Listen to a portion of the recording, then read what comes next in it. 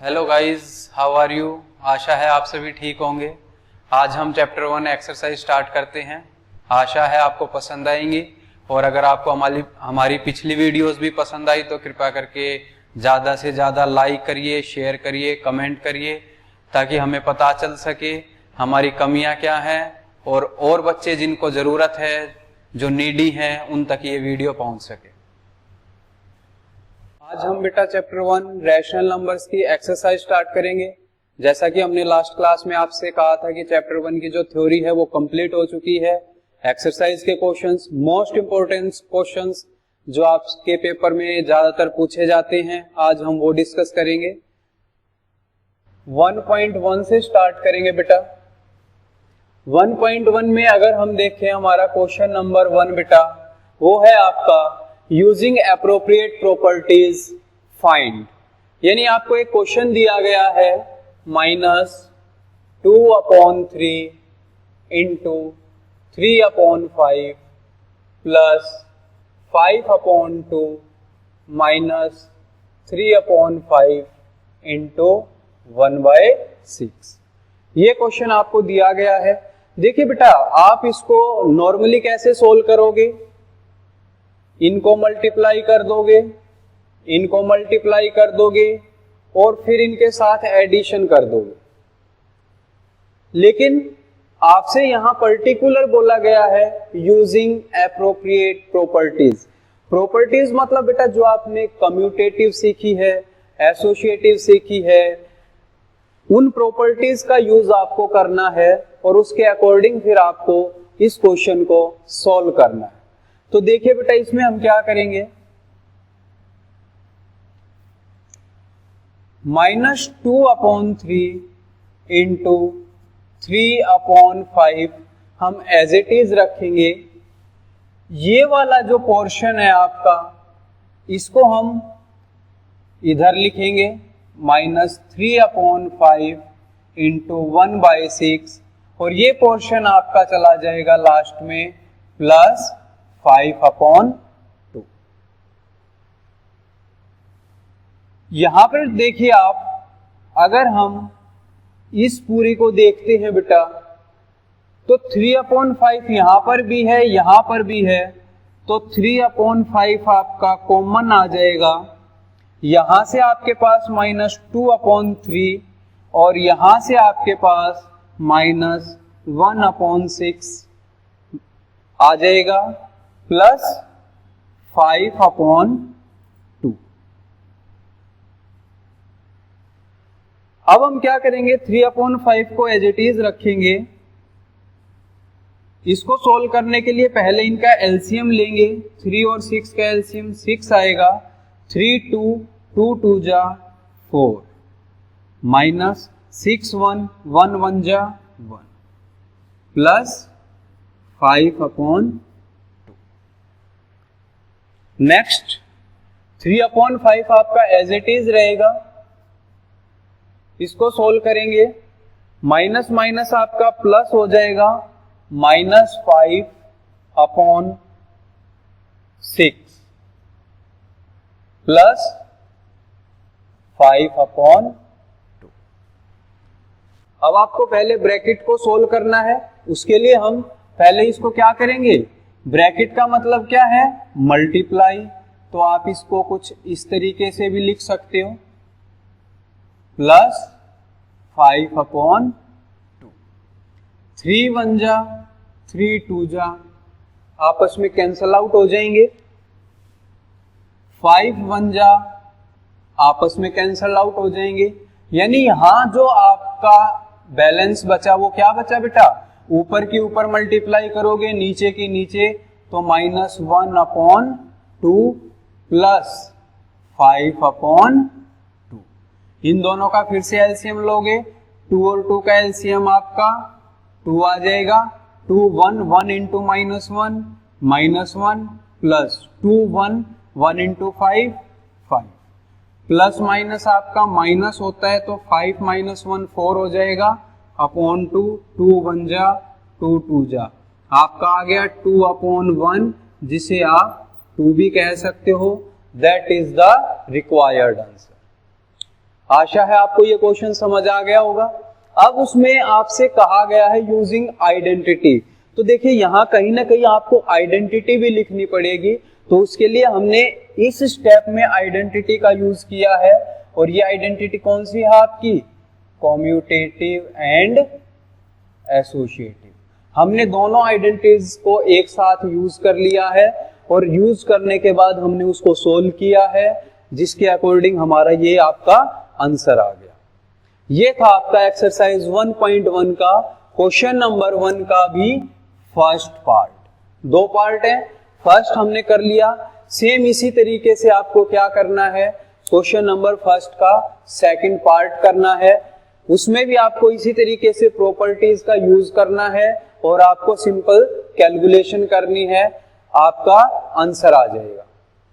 Clear है? आप जो है उसे सोल्व करके देखेंगे। अगर आपसे सोल्व नहीं होता तो आप कमेंट बॉक्स में कमेंट करेंगे, ताकि हम उस क्वेश्चन के लिए भी वीडियो बनाएं, ताकि आपको उस क्वेश्चन का आंसर मिल सके।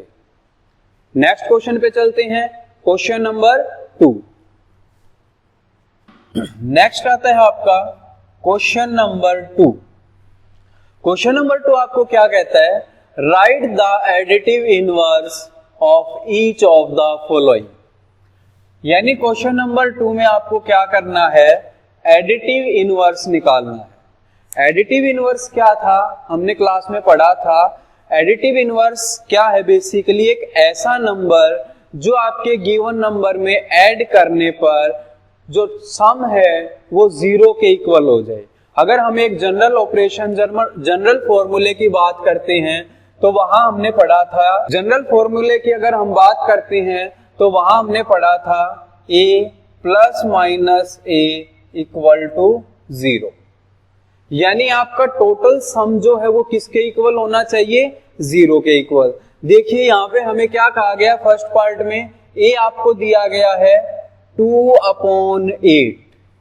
अगर हम एक्सरसाइज क्वेश्चन नंबर 2 के फर्स्ट पार्ट की बात करते हैं तो आपसे कहा गया है find the additive inverse of 2/8। हम इसको क्या करेंगे, इस जनरल फॉर्मूले में पुट करेंगे, तो 2/8 प्लस माइनस 2/8, और जब इसको सोल्व करेंगे तो क्या आ जाएगा, आपका 0 आ जाएगा। यानी ये जो नंबर है ये आपका क्या है, रिक्वायर्ड आंसर है, यानी एडिटिव इनवर्स। यही तो था ना आपका एडिटिव इनवर्स, कि किसी भी नंबर को जब किसी नंबर से ऐड किया जाए तो उन दोनों का सम कितना आना चाहिए, 0 आना चाहिए। यहाँ पे 0 आ रहा है, 2/8 था, हमने माइनस 2/8 उसमें ऐड कर दिया, इन दोनों का सम क्या आ गया, 0 आ गया। यानी minus 2/8 is the additive inverse of 2/8। यानी यहां से हमें सिंपल सा एक, अगर हम डायरेक्ट लिखना चाहें तो वो भी लिख सकते हैं। जो भी क्वेश्चन आपको दिया गया है, अगर उसका एडिटिव इनवर्स आपको निकालना है तो सिर्फ आपको उसका साइन चेंज कर देना है। देखिए नेक्स्ट पार्ट में आपको दिखाते हैं। सेकंड पार्ट आपका क्या कहता है, find the additive inverse of -5/9। -5/9 का एडिटिव इनवर्स आपको निकालना है, तो अब सिंपल सा क्या करना है, आपको इसका साइन चेंज कर देना है। -5/9 था, यानी माइनस किस में चेंज हो जाएगा, प्लस में चेंज हो जाएगा, तो आपका क्या आ जाएगा 5/9, और ये 5/9 क्या होगा, आपका एडिटिव इनवर्स हो जाएगा। इसी तरीके से आपके जो और भी पार्ट है, इसके थर्ड पार्ट है आपका -6/-5। आप दोनों साइन चेंज कर दोगे। देखिए ये थोड़ा इंपॉर्टेंट क्वेश्चन है बेटा, क्योंकि इसमें दोनों जगह पे आपके क्या है, माइनस है। अब बच्चे इसमें गलती क्या करते हैं, जो मेरा खुद का एक्सपीरियंस है बेटा, यहां पर बच्चे डायरेक्ट इसको 6/5 लिख देते हैं और कहते हैं ये इसका एडिटिव इनवर्स है, जो कि गलत है बेटा। ये तो इसी की फॉर्म है। देखिए माइनस से माइनस अगर आप कैंसल आउट कर देते हो तो ये चीज आपकी एज इट इज 6/5 बनती है। यानी चाहे -6/-5 लिखो या फिर 6/5 लिखो, वो एक ही चीज है। आपको इसका एडिटिव इनवर्स निकालना है, यानी इनडायरेक्टली वो आपसे इसका एडिटिव इनवर्स पूछ रहा है, तो आप क्या लिखोगे इसका एडिटिव इनवर्स? -6/5। ये आपका एडिटिव इनवर्स होगा, क्योंकि इसको जब आप सिंपल फ्रैक्शन ये जो माइनस को कैंसल आउट करोगे तो ये आपका नंबर आएगा। इसका एडिटिव इनवर्स निकालने के लिए आपको क्या करना है? इसके साइन को चेंज करना है, यानी ये पॉजिटिव में है तो आपका आंसर नेगेटिव में आएगा, -6/5। गलती मत करना, बहुत बार ये क्वेश्चन आपसे पूछा जाता है, इसलिए स्पेशली मैं आपसे बार बार कह रहा हूं इस क्वेश्चन में या इस टाइप का जो भी क्वेश्चन आए बेटा, पहले उसमें आपको माइनस से माइनस कैंसल आउट कर देना है, उसके बाद जो डिजिट बनती है उसको आपको एडिटिव इनवर्स में कन्वर्ट करना है।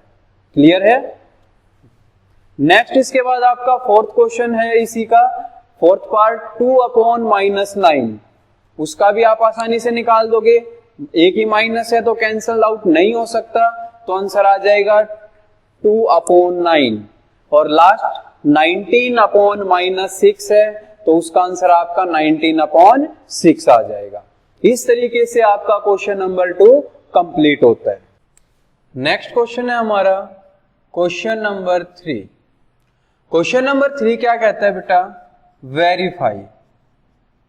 जब भी वेरीफाई आता है तो वेरीफाई का मतलब है कि आपको LHS और RHS को इक्वल करना है, और इक्वल करके चेक करना है कि क्या LHS इक्वल है RHS के या नहीं है। यानी बेसिकली हमें वेरीफाई के क्वेश्चंस में LHS को सोल्व करना होता है और RHS को सोल्व करना होता है।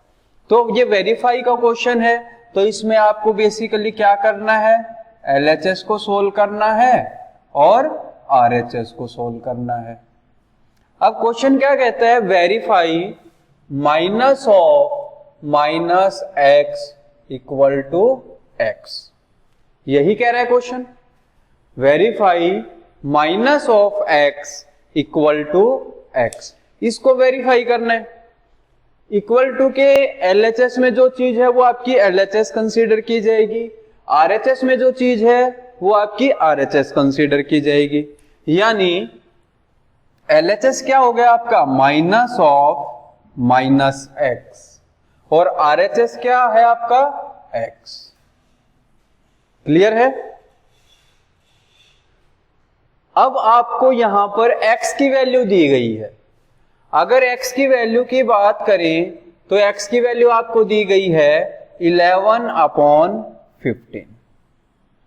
यानी x की वैल्यू आपको दी गई है, और इस x की वैल्यू के लिए आपको क्या करना है? वेरीफाई करना है कि जो ये कंडीशन है -(-x) = x, ये दोनों LHS और RHS आपस में इक्वल हैं या नहीं है, यही आपको वेरीफाई करना है। तो आप x की जगह क्या करोगे? x की वैल्यू पुट करोगे। देखिए माइनस था तो माइनस एज इट इज रहा, ब्रैकेट स्टार्ट हुआ, फिर माइनस है तो माइनस। सिर्फ आपको x की जगह इसकी वैल्यू पुट करनी है 11/15। मल्टीप्लीकेशन के केस में माइनस माइनस आपका प्लस हो जाता है, तो LHS की वैल्यू आपकी आ गई 11/15। अब RHS में चलते हैं। RHS आपका सिंपल x के इक्वल है, और x की वैल्यू आपको क्या दे रखी है? 11/15। जैसे ही आपकी 11/15 RHS में आई, आपने देखा LHS में कितना है? 11/15 है। आप लिखोगे therefore LHS = RHS, hence verified। अगर LHS और RHS इक्वल नहीं आते तो आप यहां लिखते LHS is not equal to RHS।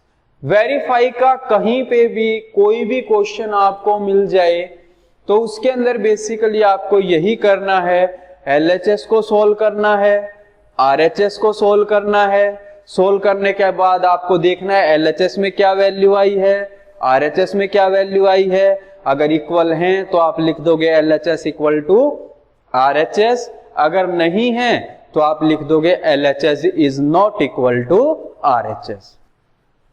एक चीज और, जैसे अभी मैंने बताया कि ये आपके कई बार क्या होता है LHS is not equal to RHS आता है, ऐसा नहीं होता है नॉर्मली, क्योंकि क्वेश्चन आपका क्या कह रहा है, वेरीफाई दैट, कि आपको वेरीफाई करना है। ऐसे क्वेश्चंस में आपका LHS और RHS इक्वल ही होगा।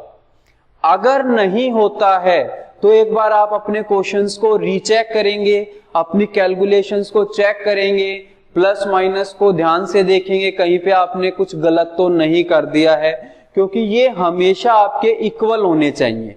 इक्वल हैं तो आपका आंसर सही है, अदरवाइज आपने कहीं ना कहीं कैलकुलेशन मिस्टेक की है, तो ये आप चेक करेंगे। ओके, नेक्स्ट है हमारा क्वेश्चन नंबर 4। क्वेश्चन नंबर 4 क्या कह रहा है आपका, find the multiplicative inverse. Multiplicative inverse निकालना है आपको। तो मल्टीप्लीकेटिव इनवर्स हमने पढ़ा था। मल्टीप्लीकेटिव इनवर्स बेसिकली है क्या? मल्टीप्लीकेटिव इनवर्स क्या कहता है कि किसी भी नंबर को हमें एक ऐसे नंबर से मल्टीप्लाई करना है ताकि उन दोनों की जो मल्टीप्लीकेशन को सोल्व करने के बाद आपके पास हमेशा क्या आना चाहिए, 1 आना चाहिए। अगर 1 आ जाता है तो वो उसका मल्टीप्लीकेटिव इनवर्स है, अगर 1 नहीं आता तो वो उसका मल्टीप्लीकेटिव इनवर्स नहीं है। इसका एक जनरल फॉर्मूला जो हमने बनाया था वो था a into 1/a equal to 1। ये आपका जनरल फॉर्मूला था जो हमने सीखा था। अब देखिए हमें करना क्या है या क्वेश्चंस को करेंगे कैसे। फर्स्ट क्वेश्चन क्या कह रहा है, फर्स्ट पार्ट क्वेश्चन नंबर 4 का, कि find the multiplicative inverse of -13। -13 का मल्टीप्लीकेटिव इनवर्स आपको निकालना है। तो कैसे निकालेंगे? कुछ नहीं करना, आपको ये फॉर्मूला पता है, इस फॉर्मूले में आपको पुट करना है। क्या करेंगे, a की जगह -13 इंटू 1/a का मतलब क्या है, जो भी आपकी a की वैल्यू है उसका रेसिप्रोकल। और जब आप इसको सोल्व करोगे तो ये क्या आएगा, 1 आएगा। कैसे आएगा, माइनस से माइनस कैंसल आउट हो जाएगा, 13 से 13, 1 आ गया। यानी -13 का रेसिप्रोकल क्या है, -1/13। तो आप लिखोगे therefore -1/13 is the multiplicative inverse of -13। Clear है? सेकंड एग्जांपल देखते हैं इसी का, क्वेश्चन नंबर 4 का सेकंड पार्ट देखिए। अब ये कह रहा है find the multiplicative inverse of -13/19। यही कह रहा है। देखिए इसमें हमने बेसिकली किया क्या, अगर हम ये अगर हम ऐसे ना करें, हम डायरेक्ट आंसर लिखने की कोशिश करें, तो हमने इसमें किया क्या, जो भी आपका क्वेश्चन था उसका हमने रेसिप्रोकल कर दिया, साइन के साथ हमने कोई छेड़खानी नहीं की। तो इसी तरीके से यहां पे -13/19 का अगर आपको रेसिप्रोकल करना है या -13/19 का मल्टीप्लीकेटिव इनवर्स निकालना है, तो आप क्या करोगे, साइन एज इट इज रखोगे और जो भी आपकी डिजिट है उसका रेसिप्रोकल कर दोगे, यानी 19/13। ये आपका मल्टीप्लीकेटिव इनवर्स है -13/19 का। इसी तरीके से नेक्स्ट है आपका 1/5। तो 1/5 का आपका मल्टीप्लीकेटिव इनवर्स 5/1 हो जाएगा। नेक्स्ट है -5/8 इंटू -3/7, -5/8 इंटू -3/7। ये फोर्थ पार्ट है। अगर इस तरीके से आता है तो पहले आपको इसे सिंपल फ्रैक्शन में लेके आना है।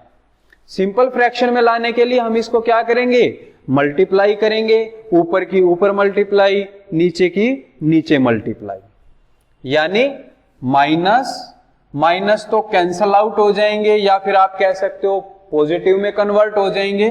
5 3 जा 15 अपॉन 8 7 जा 56। यानी अब जो आपका क्वेश्चन ये था वो बन गया ये, और अब आपको इसका मल्टीप्लीकेटिव इनवर्स निकालना है, तो इसका रेसिप्रोकल कर दोगे 56 अपॉन 15। तो ये आपका क्या हो गया, मल्टीप्लीकेटिव इनवर्स हो गया। क्लियर है? तो इस तरीके से जो भी आपके क्वेश्चंस हैं वो सभी आप आसानी से सॉल्व कर सकते हैं। सभी में आपको मल्टीप्लीकेटिव इनवर्स निकालना है, सिर्फ आपको जो क्वेश्चन दिया गया है उसका रेसिप्रोकल कर देना है। उम्मीद है आपको ये क्वेश्चन समझ आ गया होगा।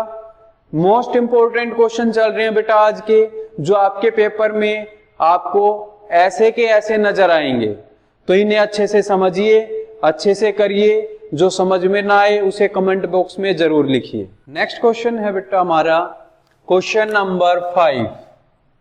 क्वेश्चन नंबर 5 क्या कह रहा है, name the property under multiplication used in each of the following.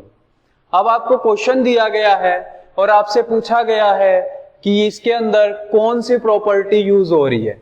देखिए आपसे -4 upon 5 into 1 equal to 1 into -4 upon 5 equal to -4 upon 5। अगर आपको ध्यान होगा तो आप आसानी से बता देंगे ये कौन सी प्रॉपर्टी थी। अगर मैं इसे जनरल फॉर्मूले की फॉर्म में लिखता हूं तो ये बन जाती है a into 1 equal to 1 into a equal to a। अगर आपने हमारी पिछली वीडियो देखी होंगी तो आपको देखते ही पता चल गया होगा ये कौन सी आइडेंटिटी है, तो आप आसानी से बता सकते हो ये कौन सी है, मल्टीप्लीकेटिव आइडेंटिटी। तो ये जो आपका क्वेश्चन दिया गया है इसमें आपको यही बताना है कि ये आइडेंटिटी कौन सी है मल्टीप्लीकेटिव के अंदर, या तो मल्टीप्लीकेटिव इनवर्स पूछेगा वो, या मल्टीप्लीकेटिव आइडेंटिटी।